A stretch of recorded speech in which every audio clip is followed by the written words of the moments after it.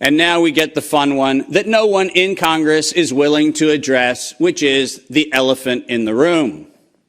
On October the 21st, 2014, despite the multiple conversations between Senator Rand Paul and Anthony Fauci, where we've been told that Rand Paul has done everything he can to put Fauci on the ropes, he has had in his possession the letter that you see on the left. And it is the letter, conveniently on NIAID letterhead, sent to the University of North Carolina, Chapel Hill, which unambiguously states that during the gain-of-function moratorium, which, by the way, if we use the word moratorium, feels like that means you're supposed to stop. Why don't we go ahead and look at two pieces of this letter? First, the second bullet under Project One, which, by the way, was not part of the original grant. This was to look at the novel functions of the virus pathogenesis in vivo. You know what that means? In living systems. The grant was supposed to be clinical simulations and models, but this grant was modified with this letter to say we were going to authorize gain-of-function research during the moratorium in living systems. And then we love the last paragraph of this letter, which conveniently says, as your grant is currently funded, this pause is voluntary. How many times have you met a voluntary moratorium? And the best part about it is that if we look at the very last line, or continue to conduct the applicable gain-of-function research until the end of the currently active budget period. But here comes the problem. You know who is supplying the budget? An indefinite term, unlimited amount contract from DARPA and from NIH.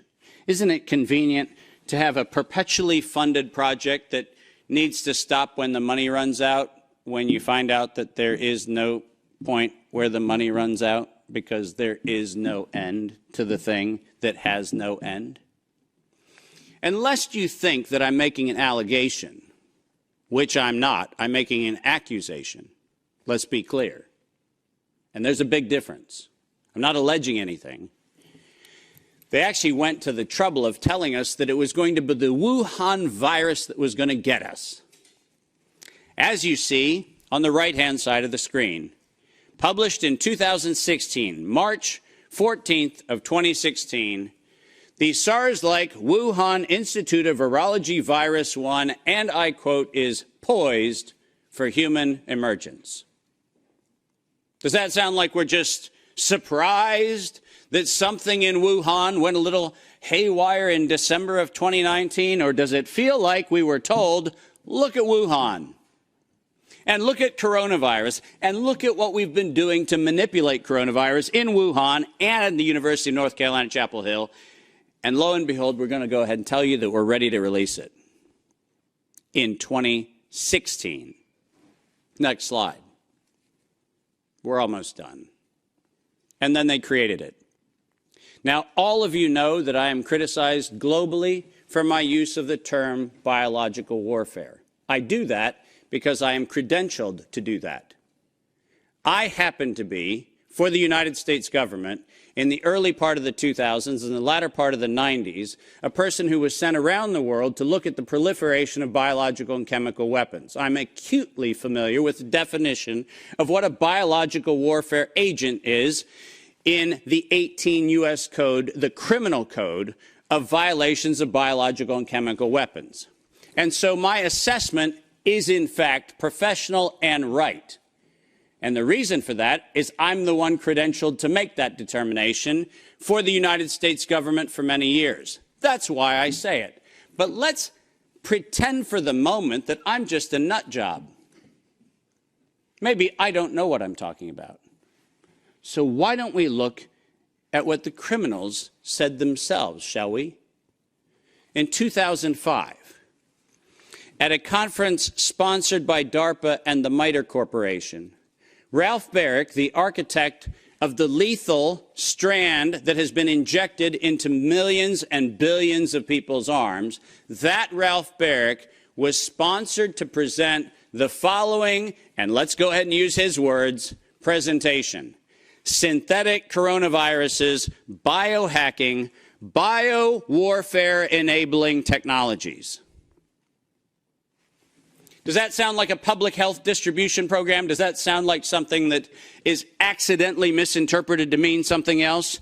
Or does biological warfare enabling technologies sound like not countermeasures or pandemic preparedness? It sounds to me like biological warfare enabling technologies. And the reason why I have that hunch is what followed was he received, next to his NIAID grants, non-competitive DARPA grants in matching funds for over $140 million of aggregate funding going into his and his related programs on synthetic biological warfare enabling technologies. So do I have a problem calling the injection a biological warfare enabling technology? Absolutely not, because that's what they called it. And we know that they knew they called it that on September 18th, 2019. Because on September 18th, 2019, the racketeering, co-conspiring cabal of interlocking directorates, also known as the World Health Organization, said that they were going to conduct an experience for the world that was going to be a rapidly spreading pandemic due to a lethal respiratory pathogen. The lethality in that statement is the problem. They didn't say we're going to maybe get a little bit of sniffles going around. They said we were going to actually have the promulgation of a deadly agent. And the stated reason, in September 2020, the progress indicator is that the world would accept a universal vaccine. Not, we'll look at other options of treatment. Not, we'll have a look at what might be early intervention, as Dr. McCullough has so clearly advocated for in many, many, many instances. Not that. We stated on September 18th, 2019, we were intending to kill. And we were intending to kill to create the fear that would drive people to accept something that without coercion, no one would have accepted. And that's published by the criminal racketeers. Next slide, and there's only 2 to go if you're following. Deploy and profit from it. We were told investors will respond if they see profit at the end of the process, and lo and behold, guess what they saw? Profit at the end of the process. 2022, $100 billion for Pfizer of public funds.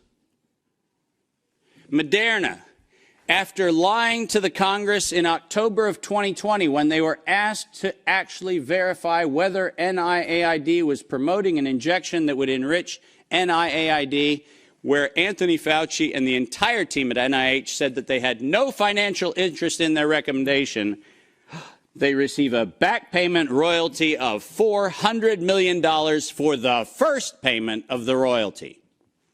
$400 million. More than any Institute of Health has ever received in a single payment for a single invention in the history of American medical research. And lo and behold, what do we receive after that? A request from the World Health Organization to expand its budget by 11% to make sure that the people who profited from it donate to it. And guess what they just did? They laundered the money right back. That's what they did. Next, and now you get the final slide. This is not a public health crime. This is actually not a constitutional crime.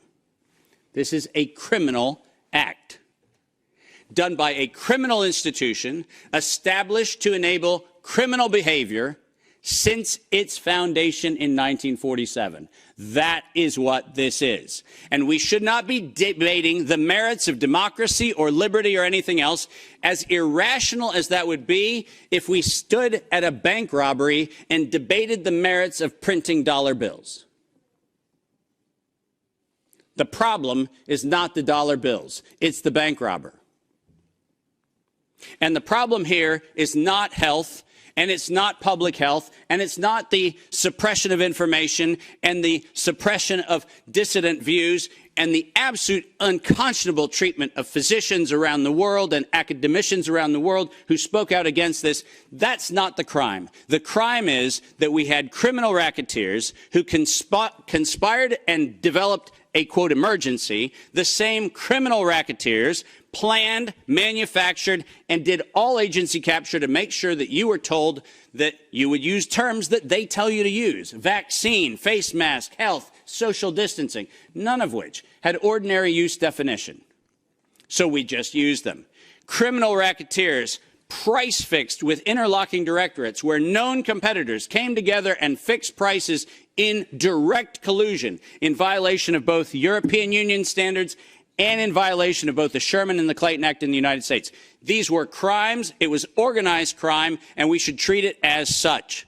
Criminal racketeers publicly lied under oath, and this resulted in the death and destruction of liberty, and most importantly, the death and destruction of the integrity of well-meaning people who sit here today doing everything they can within their power to try to treat the calamities created by this catastrophe.